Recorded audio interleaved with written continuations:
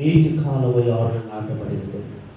నీవు యేసు అనే నీటి కాలువ నువ్వు నాటబడితే ఎప్పుడు కూడా నీ ఆకు వాడిపోదు. నువ్వు ఫలించేవాడిగా ఉంటావు, ఫలించేదానిగా ఉంటావు. బిడ్డ లేమంటున్నాడు ప్రభు, యెహోవా మహిమ నీపై ఉదయించడానికి సిద్ధంగా ఉంది. దేశంలో దేవుని మహిమతో లేచి ప్రభుని ఆరాధించు, స్తుతించు, కనిపెట్టు. రాబోతున్న సంవత్సరం కొరకు ఇప్పుడు నుంచి సిద్ధపడు. నీవు చేయగలంతా సఫలపరచడానికి ప్రభు సిద్ధంగా ఉన్నాడు. దేవుని కొద్ది మాటలు దీవించుగాక. అందరూ మోకరించి ప్రార్థన చేసుకుందాం. కళ్ళు మూసుకోండి.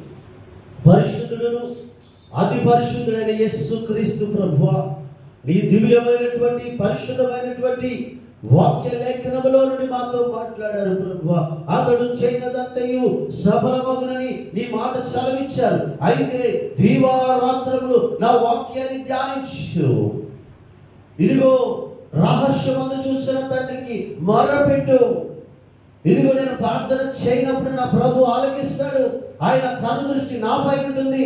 నా ప్రార్థన ఆలకించే దేవుడు అని నువ్వు నమ్ముట వలన ఇదిగో నీకు కార్యాలు జరగబోతున్నాయని ప్రభు చెప్తూ ఉన్నాడు. హల్లెలూయా, హల్లెలూయా. పరిశుద్ధుడా మీకు వందనాలు. వాక్యము ఈరోజు మా హృదయాల్లో ఫలింపబడునుగా అని ప్రార్థిస్తున్నాను తండ్రి.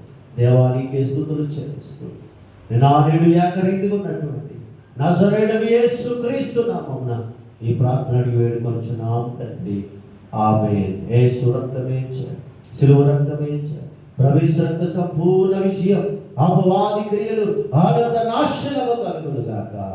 ఆమేన్. ఇప్పుడు మన తండ్రి అయిన దేవుని ప్రేమ, కుమారుడైన యేసు క్రీస్తు కృప, పరిశుద్ధాత్మ దేవుని అన్యోన్య సహవాసం, అభిషేకము, సహాయము ఇప్పుడు ఎల్లప్పుడు సదాకాలం కూడి వచ్చిన సంఘమునకును, మిరాకిల్ అవసరం పరిచర్యకును, అలాగే దైవచరుడి కుటుంబానికి, ఈ ప్రాంత ప్రజలకు నిత్యము దైవ కృప తోడయుండుగాక.